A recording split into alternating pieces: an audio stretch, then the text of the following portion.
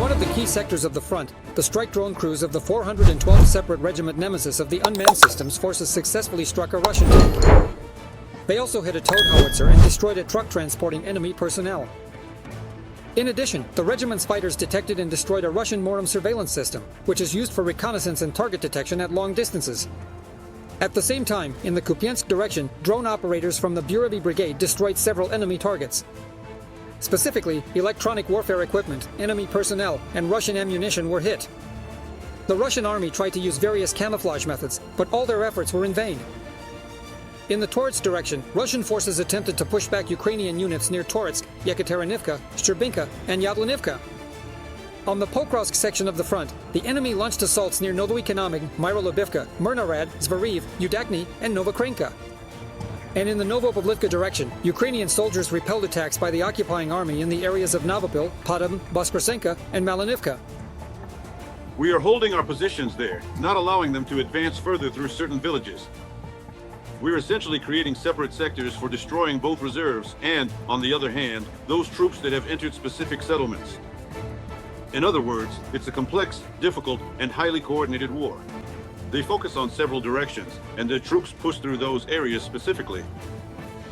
The main forces and assets are strike groups, drones, rocket systems, and aircraft with guided bombs.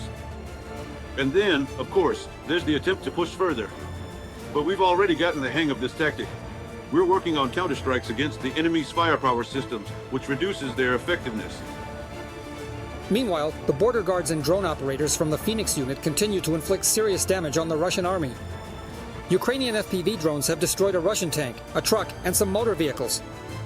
In addition, a significant number of enemy personnel have been eliminated or wounded. And another unit of Ukrainian border guards destroyed Russian equipment in the northern Slobozhansk direction. Fighters from the Sumy detachment, together with defense forces, detected and destroyed an APC and a D-30 howitzer belonging to the Russian army. In addition, the border guards and drone operators located and eliminated a group of enemy infantry. This causes not only physical, so to speak, consequences like death or injury. It's also a psychological fear now. I think that combining different tactics and military actions with unexpected strikes makes the enemy confused. They can't tell where the attacks are coming from, whether it's from the sky, the front, the rear, or the flanks. This is something that can be actively used by special forces to disorient the enemy's offensive potential, and even more so, to undermine their morale. Another 1,010 Russian occupiers were eliminated by Ukraine's defense forces over the past day. In total, since the beginning of the full-scale invasion, the enemy's army has lost more than 1,059,000 soldiers, according to the General Staff of the Armed Forces of Ukraine. Also, yesterday Ukrainian defenders destroyed one tank, 52 artillery systems, 3 multiple rocket launchers, 147 drones, as well as 138 vehicles belonging to the Russian invaders. Let's discuss the situation at the front with Pavlo Lekichuk, head of the Military Program Center at the Center for Global Studies Strategy 21. Hello, thank you for joining us. Good evening, good evening. Glory to Ukraine. Glory to the heroes. Look how interesting this is. The Russian occupiers are once again spreading fakes about supposedly capturing certain settlements. But then the Ukrainian Defense Forces publish photos from those very same places, only now, of course, with the occupiers eliminated. Ah, straight to hell. That's exactly what you can say about the Russian occupiers. Why are these fakes made? And who are they for? And why are they in such a hurry? By the way, that's exactly how the Intelligence Directorate commented. They rushed to put out a video report. Well, obviously, Putin needs some victories. The very latest rehashing of reports from Putin's generals to Putin himself ended up backfiring on him when he announced the capture of Chasiv Yar. He made this significant public statement, and now it's not just some anonymous general or a Russian terrorist, or even a cunning spy who meticulously prepared this analytical material for their authoritarian dictator who is truly responsible, but he himself, he is personally and demonstrably lying. And so why did Putin need to put so much emphasis on capturing Chasiv Yar? Well, what is Chasiv Yar anyway? It's a small town, a suburb of Bakhmut, which didn't have a large population even during peacetime. Now, unfortunately and tragically, thanks to the brutal Russian occupiers, the aggressive Russian invaders, it's just a desolate pile of ruins. What once used to be a truly beautiful, vibrant, and urbanized settlement has been completely turned into mere rubble and debris. The Russian occupiers, after months of storming it, what was the point of loudly saying, "Oh, we finally took Chasiv Yar"? Well, it's not Lviv, it's not Kiev, it's not Odessa, it's not Kharkiv, not even Zaporizhia. What did Putin need to show off? At least something. And obviously, by lying about the capture of Chasiv Yar, Putin wanted to show off the successes of the Russian army. But in reality, Putin himself is a whole lieutenant colonel, he knows. Chasiv Yar as a city by itself isn't important. If our defense forces are holding there, and it doesn't matter what percentage, 30 or 40%, but 60 or 70% of the city's ruins are occupied by the enemy, the main thing is that our defense forces are holding the line by the Chasiv Yar heights. After all, the significance of Chasiv Yar is in its name. Yar, meaning ravine, the Chasiv Yar heights form a reliable stronghold for our defenders to hold the line. That's what matters most, to hold the line and not let the Russian invaders advance any further. But what Putin needs is a propaganda image. So Putin is in a hurry, and his propagandists will rush as well. Skabieva, Solovyov, and the rest are rushing. Why are they in such a hurry? Well, I can't say for sure. Maybe it's to show off some supposed successes to the American president, who sent his envoy to Moscow. Maybe it's a demonstration for the Chinese, for Xi Jinping, a kind of indirect report. Everything is going according to plan, just like we agreed, don't worry. Maybe it's for some third party as well. Perhaps, though least likely, it's a kind of signal to the Russian population. Not Russian citizens, but specifically the population, because in Russia you can't really call them citizens. That the Tsar is right and everything is going just the way he wants it to. I have a follow-up question for you. From international partners, from international leaders, we've been hearing more and more often that in 3 to 5 years, the Russian Federation will be ready to attack the northern NATO countries, meaning the Baltic states. Maybe they're talking about Poland, about missile strikes on Germany, and so on. But all of this, of course, is still just thoughts that people are sharing. For example, Mark Rutte shared his thoughts on this as well. And the NATO alliance, meaning an attack on the NATO alliance, on the northern countries, and so on.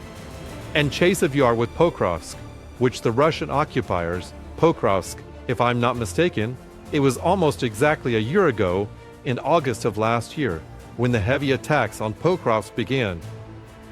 To this day, yes, to this day, Pokrovsk remains under the control of Ukraine's defense forces.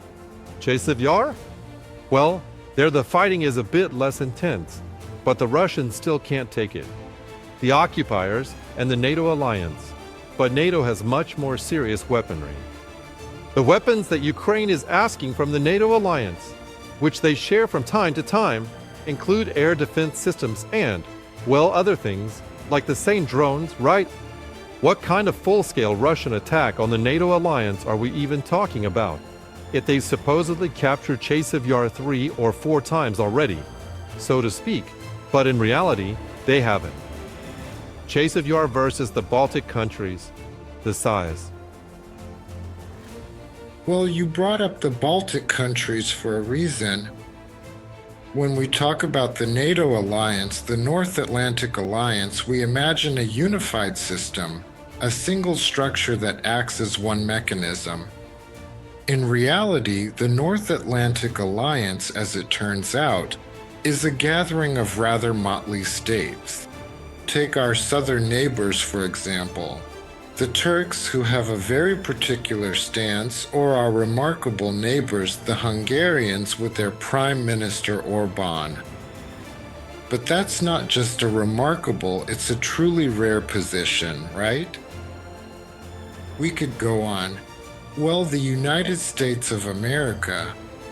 The leadership in the US has changed, and now there is no longer that clear-cut certainty in the interpretation of Article 5 of the North Atlantic Alliance, which has always been read as the readiness of all alliance countries to engage in collective defense if one member state is attacked.